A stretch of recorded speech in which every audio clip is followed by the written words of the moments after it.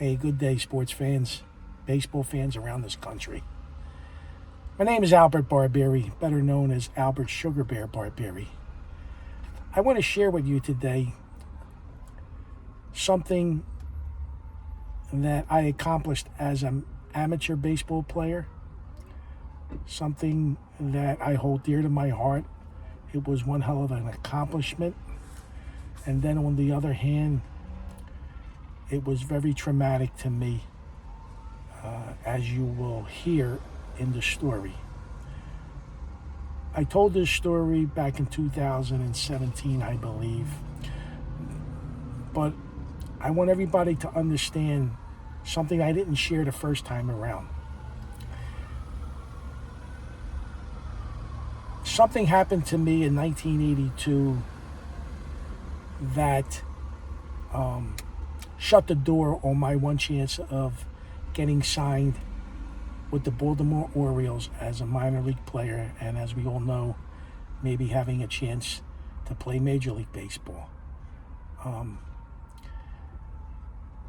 because of my father's involvement in organized crime in Philadelphia.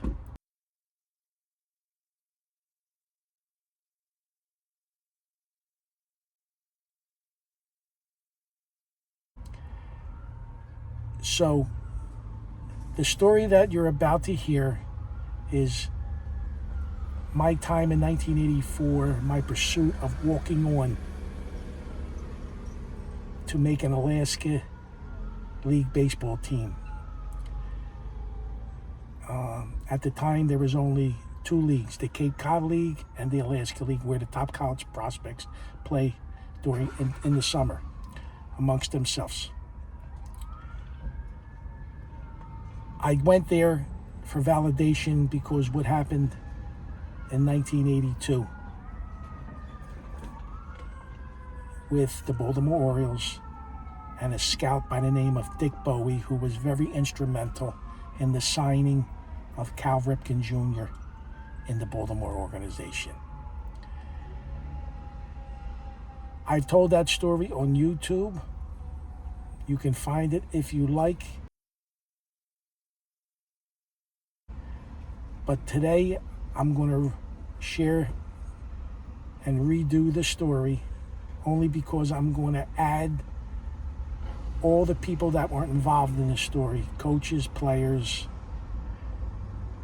and I also want to say this story also was an extension later in life that gave me an opportunity to make my minor league professional debut at 44 years old with the Camden River Sharks in the Atlantic League.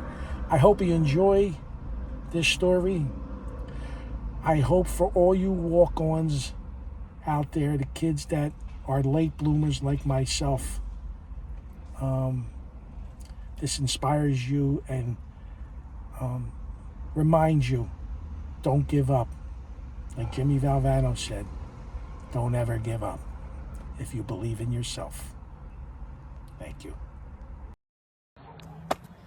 I'm into telling a baseball story. Something that's close to my heart, and a story that I want to share with all baseball men around the country, especially, most importantly, coaches out there that are at any level, coaching at any level. And I want to share something that happened to me and I wouldn't like to see happen to anybody else. It's about my time up in the Alaska League in 1984 with the Anchorage Glacier Pilots. And what inspired me to tell the story is I saw a former teammate of mine with the Pilots in '84, Mark Garner, do a YouTube story about his great time up in Anchorage, Alaska as a college kid. And it was a great time for any college kid to have the opportunity to play up in the ABL, Alaska Baseball League. Great people up there, and it's great baseball, summer baseball for a college kid to play amongst the best top college prospects in the country. But when I saw his story, it just reminded me of a totally different story of mine. I'm going to try to be a little humble here because what I accomplished up there is pretty special, something that I cherish and hold dear to my heart. But on the other hand, I was played a fool, and I was did very dirty by two managers. One by the name of Steve McFarland, who was the Anchorage Glacier Pilot manager. He was a former minor leaguer himself. At the time, he was coaching Cal Poly San Obispo up Northern California. And today, he's been in this Chicago Cub organization. He's respected. He's a scout. And the other coach that season that did me also not cool is legendary Arizona State coach, baseball coach, Jim Fry. Not to be confused with the Jim Fry who managed the Royals and the Cubs in Major League Baseball.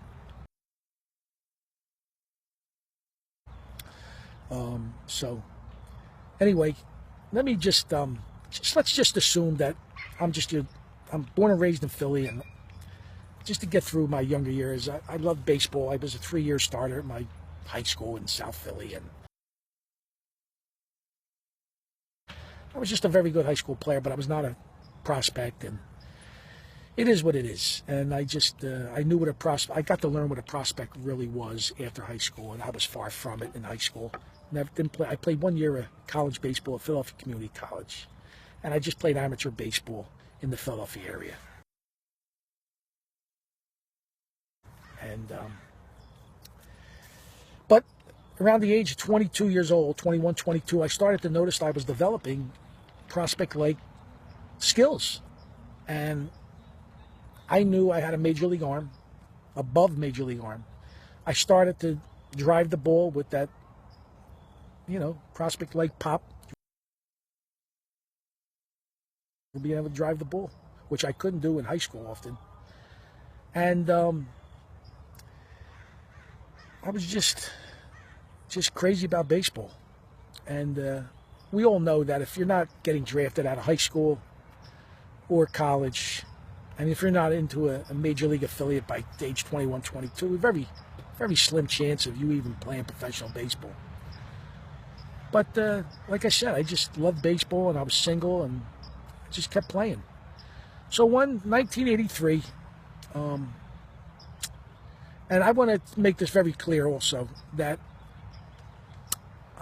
I'm not here to disrespect anybody.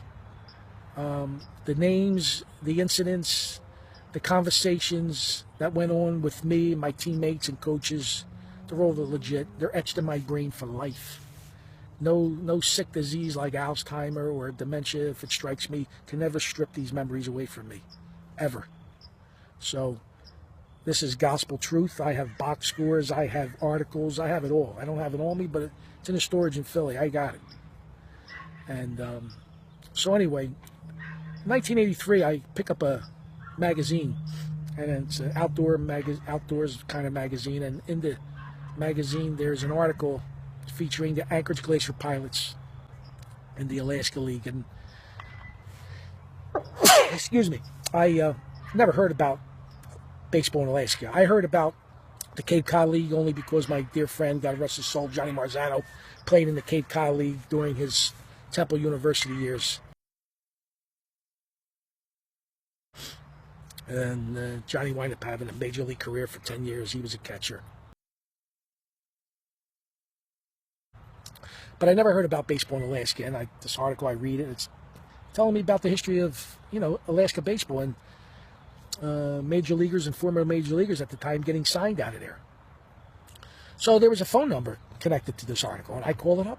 And a gentleman by the name of Steve Agbaba. Now, a lot of you probably never heard of Steve Agbaba, but in the Seattle, Washington area and the Fairbanks and Anchorage area, Steve Agbaba is legendary. He answers the phone. We're talking baseball here, Agbaba. So Steve tells me about the league, and I ask him questions. And I ask him about when's their tryout. He says, there's no tryout. We don't hold a tryout. These kids are recruited by the manager, and he handpicks his players, and that's how we do it. We just hold a tryout for residents of Anchorage, Alaska. light goes off in my head. And I said, when's the tryout? He says, June 4th.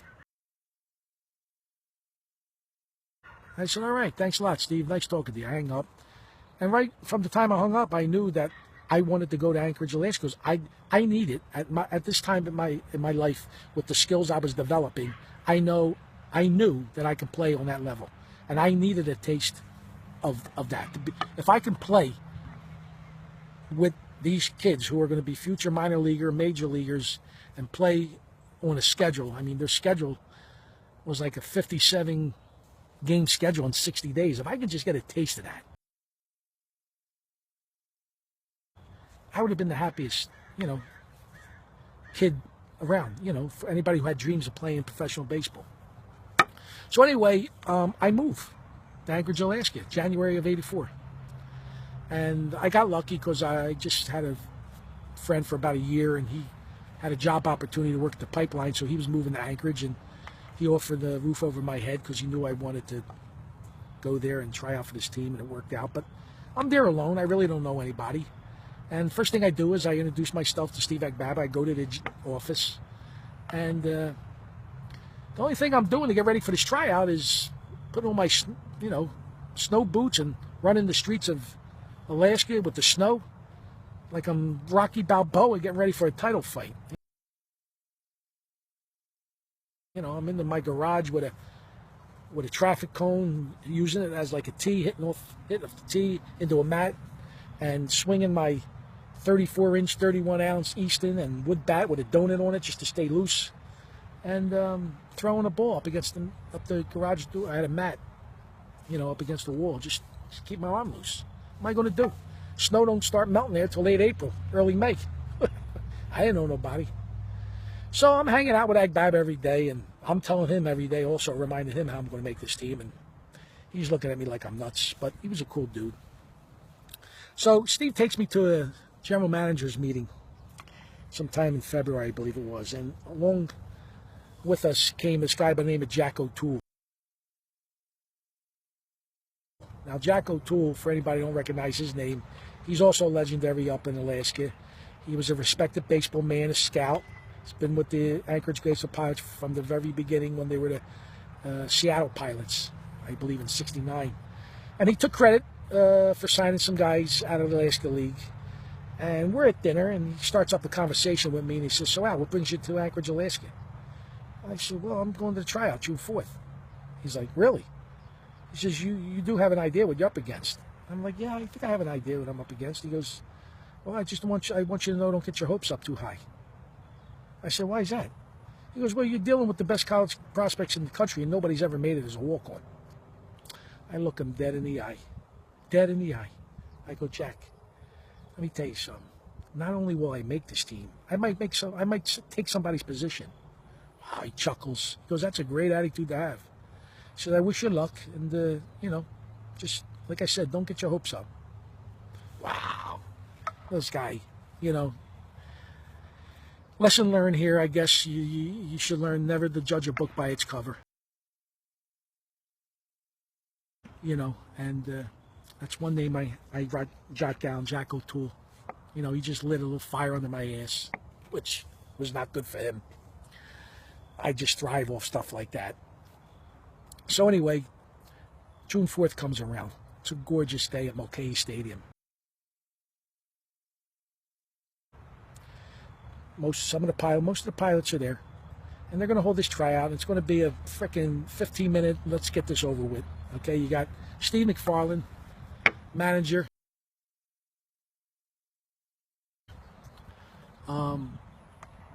You got his pitching coach, who's legendary, out of Wichita State. He's been there for a long time, just retired a couple years ago, by the name of Brad Kemitz. Respected. And another gentleman by the name, I want to say Billy Davis. I think that's it. When I tap my computer chip in my brain, that's the name I remember, the other assistant coach. So they're there, and these kids, I'm there. I look the part. I got my New York Mets gray pants with the orange stripe, blue stripe down the pant. And I got my Mizuno top on with my kangaroo blue metal cleats. And these kids are there with sweatpants, sneakers, and they're just happy to be on the field. And, you know, they start fumbling balls to the outfield, and these kids they're throwing home plate, and it's taking 49 bounces to get the home plate. I'm embarrassed for them, but they're having fun. So now it's time for the infielders to get down third, way back behind the third base bag. I know the drill. And, you know, I'm a cocky kid. I got tons of confidence, but I'm cocky. And I jump in first. And first ground ball, McFarland, right at me. I got a major league arm now. Serious major league arm. Above major league arm. Frozen rope across the diamond, 4 feet off the ground. And now you got the Anchorage Glacier Pilot brass off to the side. And you got McFarland. And you can just hear what. You can just sense it. Like, well, who the fuck is this guy? Next hits another ball to my right, line, backhand, step and throw. Another one to my left, range all the way, throw. Forget about it. Tryout's over. We're in the dugout, all of us. I know he's going to come in and give the old thanks for coming, see you later, gang speech, and that's what he does. He comes in the dugout. All right, gang, just want to thank everybody for coming out. Best of luck wherever you play. Enjoy the summer. About a minute later, I'm in the corner packing my gear. I'm a little like, wow, are you kidding me? He comes over to me, McFarland.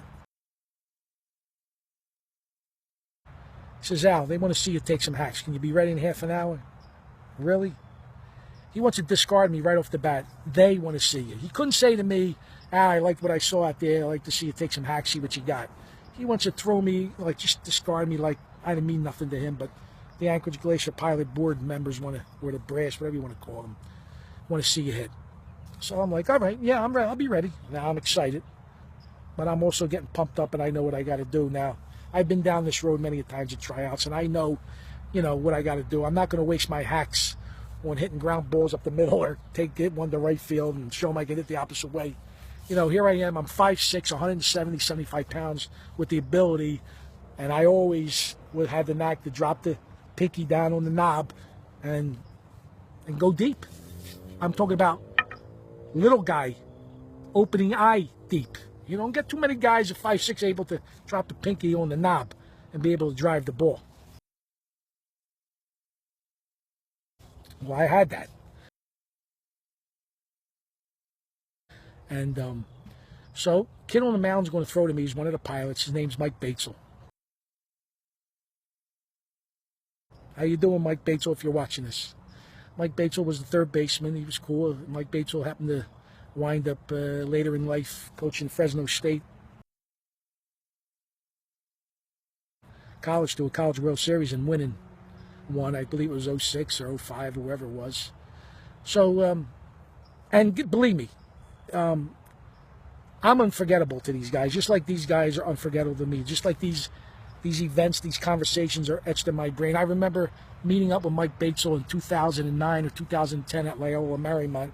Fresno State, I guess, was in town to play Loyola Marymount, and I wanted to go see him.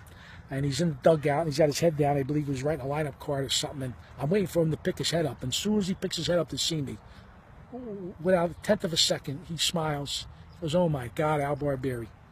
And the same thing with Brad Commence. He came, Wichita State came to, I live right down the street from Blair Field in Long Beach, where Long Beach State played. And after the game, the bus is outside the clubhouse where the visiting team has to get on the bus, and I'm standing right by the bus door. I'm waiting for Brad to come. Right? I ain't seen him since 1985. And he's coming. As soon as he locked eyes on me, he smiled, and I don't believe it, he said, Al Barbieri. So, you know, these events are unforgettable, and as I was unforgettable to them, they're very unforgettable to me also. So Mike Bates was going to throw BP to me, and the first pitch throws, I hit it out of the ballpark left center. Second pitch he throws to me out of the park left center. Third pitch he throws me, I hit it right through the L screen. Luckily he was behind the mesh, or I would have took a piece of his ear off. Fourth pitch he throws, goes right down the line, inside the pole, out of the ballpark, and then the fifth pitch, left field, out of the ballpark. McFarland says, you want to step out of there, Al? And I'm like, no, I really don't. I got to show you how I can hit with the wood. That's nothing. My cockiness, but I step out of there, and he's like, he says to me, you mind going to get them balls you hit out of the park? I'm like, where the fuck did this come from?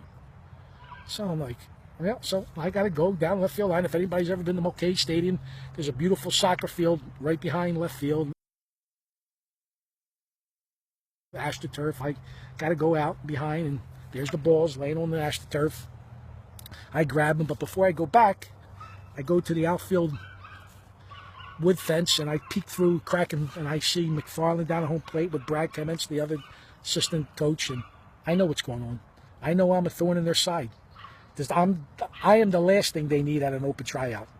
It was like, they promised their kids playing time, and here I am, a local kid. Not local per se, I didn't grow up in Anchorage, but I'm a resident, and I'm a walk-on. So I get the home plate, I get the balls, and McFarland, I'll never forget how this conversation went. He says to me, he says, Al, where'd you play college baseball? I said, I didn't play college baseball, Coach. He says, you didn't play any college baseball? I said, no. He says, what brings you here? I said, well, I'm chasing a dream just like your kids are. He says, well, how old are you? Now, at the time, I'm not privy to what the qualifications are to play in this league. If you have to be in college, do you have to be active in college, or age limit? I was 23 at the time, so I just lied. I told him 21, which didn't matter. So he goes, all right. He says, have you done any catching in your day? You got any experience? And I said, I got a little experience, but I'm not polished. So he says, the Jack O'Toole. Now, Jack O'Toole's over there, and he's already swallowed a cigar from watching me hitting balls out of the ballpark, right? I taught him a lesson. So I go down to the bullpen, and I grab a mask and a mitt. And the first kid I'm going to catch is a tall, 6'10", lanky hair, skinny kid, lefty, southpaw. They called him Randy. Wind up being Randy Johnson. All right, I got a Randy Johnson right out of USC firing darts at me. Next kid gets on the mound, right-hander. They call him Mark. It was Mark Gardner. Mark Gardner was ticketed to the major leagues. Another kid, Todd Kruder, lefty. He threw to me. This kid, Arnsberg, he threw to me. So a few guys threw to me. And now O'Toole takes me back to the home plate. McFarland's there, and McFarland says, well, Jack, what do you think? And Jack was forthright. He said, it looks like he can handle the receiving. So McFarland says, come on, Al, let's see how you throw out of the crouch. Throw out of the couch. I got a major league arm. He's going to see something beautiful. And I had the knack and the gift from the throw from my ankles, anywhere from my ankles, from up top. And I know that 2-0 is major league average from receiving, releasing down to second base. So I do that Christmas morning. I can wake up Christmas morning and get down 2-0. So, I'm going to do 1-9s, and I'm going to do, and they got the clock, 1-8. I throw a 1-8 in there every once in a blue moon, but 1-9 consistent. So he's standing 10 feet in front of me, and he's chucking. He's down second, third. All right, he didn't see anything like he wasn't not going to see. So he says to me, just like this, he looks me dead in the eye. Dead in the eye, he fucking looks at me. You remember this, Steve, how he said this? Well, let me refresh your memory. You said to me, Al, here's the deal. We have a catcher problem. We got a catcher by the name of Mike Day, who's involved in the College World Series. He won't be here for the first 3 games down at Kenai. He said, I'll put you behind the plate. You prove you can handle the pitching staff, and you hit in the game situation, you'll get some playing time. Now, I know the drill. I'm happy with that. I can swallow that, because I know the fraternity that I can't break. I know he's promised guys playing time, but if I can make this club, which I did as a walk-on, I'm proud I'm the first walk-on ever. If I can get playing time during the season and have a wonderful summer, that's all I can ask for. Well, I go to the office where Baba is. He's proud. He's smiling. He was shocked but proud. I get signed up. I get a uniform. If you go online and pull up a Anchorage Glacier Pilot team picture, there's a black and white one from 1984. I'm in the middle row, far right, number 7. That's me. Matter of fact, here's a dynamite picture here with, this is down in Kenai. This is Rico Rossi. Here's me. Here's Randy Johnson, John Alexander, Curtis Parham, and here is Mike Batesel. Mike knows that would be him if he's watching this, or anybody on the team would recognize that's him. right? And here's what it looked like. I mean, I was no Punch and Judy hitter by no means. That's me in '85 with the Bucks. And here's me taking the throw down. Now, this is another picture from '85, but that's me tagging out Billy Bean. So anyway, I just wanted to show you that because I would never insult anybody and tell this story and embellish this thing. So we get down to Kenai, and McFarland does me dirty.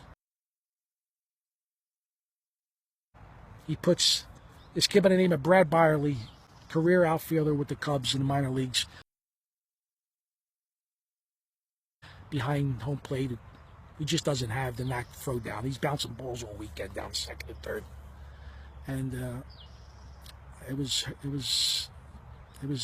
hurt, man. I was angry, and I was played a fool, and it just wasn't cool. And that's what I'm saying. That's any coaches out there that are listening to this story. I mean, it's just not right to do that to a walk-on, to anybody. Look him in the eye and tell him, you just can't be up front with me. And he wasn't, and that was not cool. And we're out to the pilot, and I just got to, just bite my tongue and hope things change. And 10, 11 games into this season, we're like 10-1, 9-1, 11-2, something like that. And we're beating teams pretty good, to the point where we're winning 11-1, 9-1, 8-1 in the 8th inning, 9th inning. McFarland's not even giving me a plate appearance. He's not even putting me on the field in the top of the 9th to play a half an inning on the field. I'm getting 0, nothing.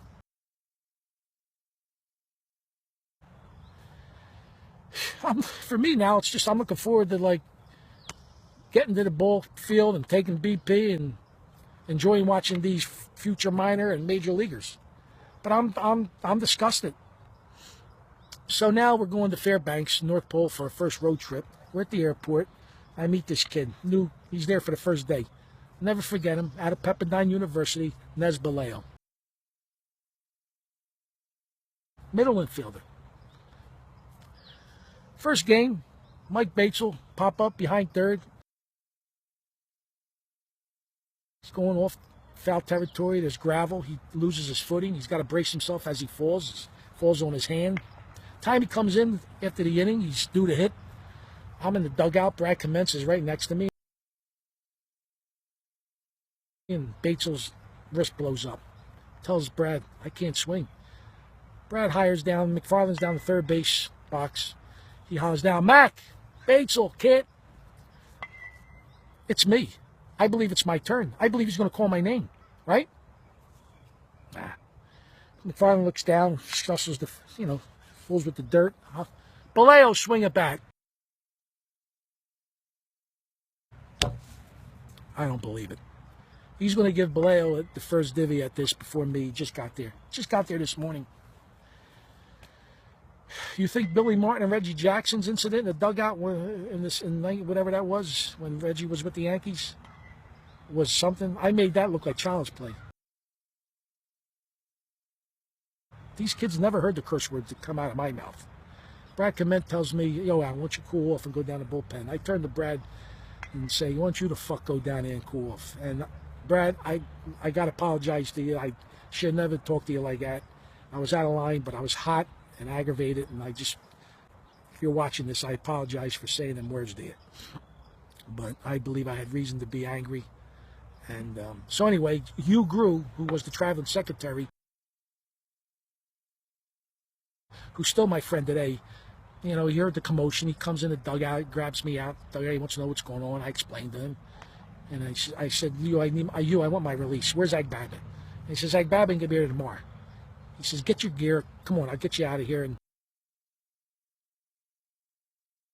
let's get your stuff out of the barracks up. I said, I want to get out of here. He goes, all right, come on, I'll check you in a hotel. You want to talk to Ag Babbitt in the morning? You can't get a release until he comes. That's all right. Babbitt gets there in the morning. I got breakfast with Ag Babbitt and Hugh Grew. And Steve Ag Babbitt says, Al, what's your problem? Steve, what's my problem? And I explained to him. You kidding me, Steve? Nez Baleo just got here today. And Batesel gets hurt, and he puts him in before me. I'm here. It's 2 weeks into the season. I ain't seen nothing, Steve. He lied to me about it, so I tell him I fill him in. And Ag Babbitt says to me, well, you want to talk to McFarland? And this is one of my biggest regrets for 33 years that I didn't say yes. Because it was my chance to confront McFarland. But I said, no, Steve, just get me the fuck out of here. This guy fucked with my dream. And I should have confronted him because he would have had to answer McFarland. He would have had to answer that Agbab about my, allegations which were true. And I would have loved to heard an answer. But this is my thing. And if I'm reaching out to Steve McFarland right now. If anybody can reach out to him, Mark Garner, any of the former Anchorage Glacier pilots, if anybody can get a hold of Steve, I would really love an explanation, Steve, why you treated me like that. I would love to have an explanation before I drop dead one day and go to my grave. I deserve one, and I should get one from you. And you're a baseball man today. You're respected. You're with the Cubs. I'm not saying you're a bad guy, but that particular time you did me dirty, and it's just the way it is. And I would just like to have an explanation or an apology, whatever one you see fit. So now they fly me into Anchorage, Alaska, and I go right to the Anchorage Bucks office because Dennis Mattingsley's there, and I'm thinking, no, maybe I can get on their squad. Now I walk in his office, and he's in his office, and he knows the pilots are up on North Pole, and I come walking in, and he knows I made the club, naturally. I walk in, and he's like this, "What'd I tell you, Al?" I said, "You were right, Dennis." I said, "Is there a shot here, Dennis, with the Bucks?" He goes, "Stick around, I'll talk to the manager, see what he says. If he's all for it, I'm all for it." Manager comes, I go in the office, the manager tells me, I forget his name. Manager tells me, "Al, listen, I talked to Dennis. I know you can play. He knows you can play." He says, "But we're off to a decent start. I don't want to make no changes on our roster." Well, I got to accept that. So now I'm disgusted, and I have one last shot. I met this general manager of the Matsu Miners.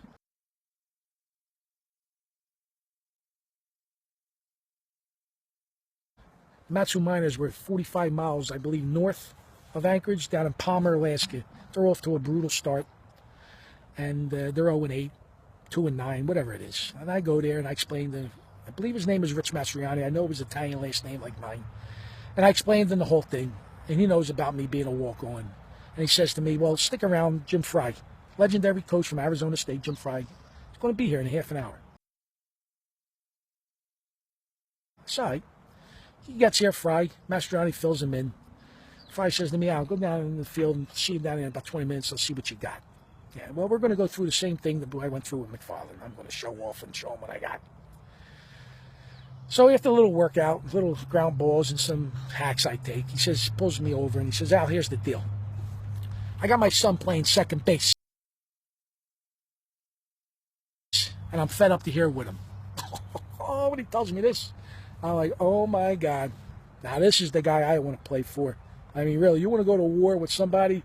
Baseball guys out there, you want to play for a guy like this. I mean, he's sick of his son, and he don't give a fuck. And he says, "My kid's making an ever game." He says, "So let's get you signed up, let's get a uniform, and just be ready to play."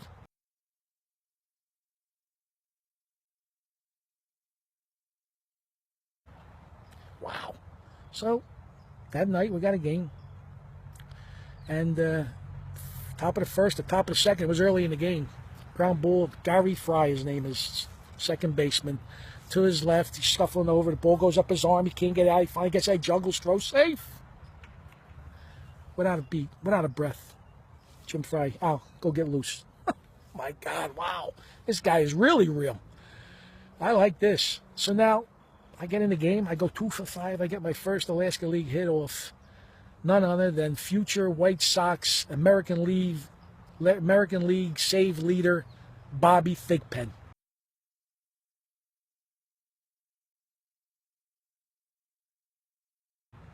Okay, these are my first live at bats that I got since my amateur baseball last August in Philly. So I got to drive back and forth 45 miles because they don't have a family to put me up in. But I'm driving back and forth because I'm psyched. And I'm in the lineup 2-3 games in a row, and third or fourth game I get there and on the wall of the dugout looking at the lineup, I don't see my name, no Al Barbieri. I get a kid, I say, "Who's this?" "Oh, that's one of Jim Fry's guys from Arizona." I said, "Here we go again. Are you fucking kidding me? Really? This guy's going to play me dirty too?" I'm waiting for him to come in the dugout. I take the uniform off. And I tell him, you know, Coach, stick this fucking uniform up your ass. Now, here's what I got to say to Jim Fry. Again, all he had to do was be honest with me. If that was what he wanted to do, what's all he had to do? Explain it to me. All he could have said was, Al, I need a second baseman for a couple of days. I already made a call. Got one of my kids coming in from Arizona. Listen, you know, you show me you can play and perform, you'll see some playing time. All you have to do is be honest with me. Okay? He already showed me a little bit of legitness. Like, the kid, his kid, he threw his kid under the bus, threw him out, took him out of line and put me in there. All you got to do is be upfront with me. So I'm asking you, Jim Fry. I would love an explanation from you how you did me dirty like that. I mean, and this is the reason why I'm telling this video. Coaches shouldn't do this to young kids or at any level. I mean, come on. I mean, I was robbed of, you know, the Anchorage Pilots went down and won the NBC Conference Championship. I mean, they're memories that I should have for the rest of my life. I mean, I could have said that you know, if McFarland puts me in behind the plate in Kenai, I probably have a chance to catch the young Randy Johnson. I mean, that would have been a hell of a memory for me. You know, I mean, these are the things that just ain't cool. So, listen, I'm asking Jim Fry and McFarland for an explanation. And I want to say to my Anchorage Glacier Pilot teammates, I apologize for that outburst in the dugout. I apologize for abandoning ship. I would have loved to have been down all the way with you guys to Wichita State to win that championship. It was a pleasure watching you guys play. And if anybody can reach out to me, to McFarland or Jim Fry, I can get in touch by. I know the fraternities of professional athletes. I'm close with the father of Clay Thompson and Trace Thompson, Michael Thompson, former Laker. How to get in touch with me. So I just wanted to share that, and I hope all baseball coaches out there give the walk-on the benefit of the doubt and just be honest with them, because you do them dirty, you're just crushing dreams and just stripping away. And I was blessed to be able to go back in 1985, and Gil Stafford at a Grand Canyon Community College, who was the manager of the Bucks, had a different idea about me, and he gave me a shot, and he was honest with me. And not only did I get a shot to play, I played regularly.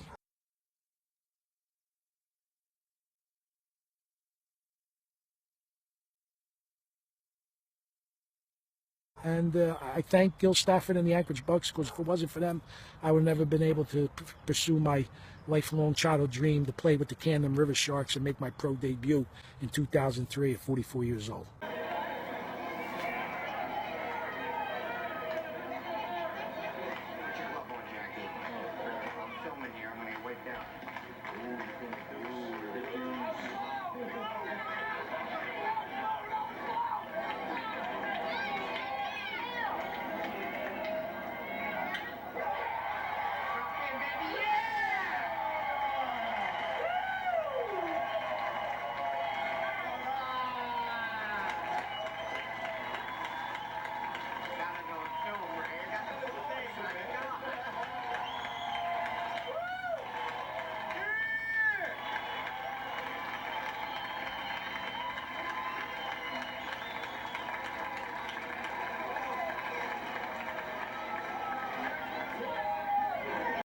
So I hope that's a life lesson, and one baseball guy to all you baseball guys out there. Well, give it 100% all the time. All right.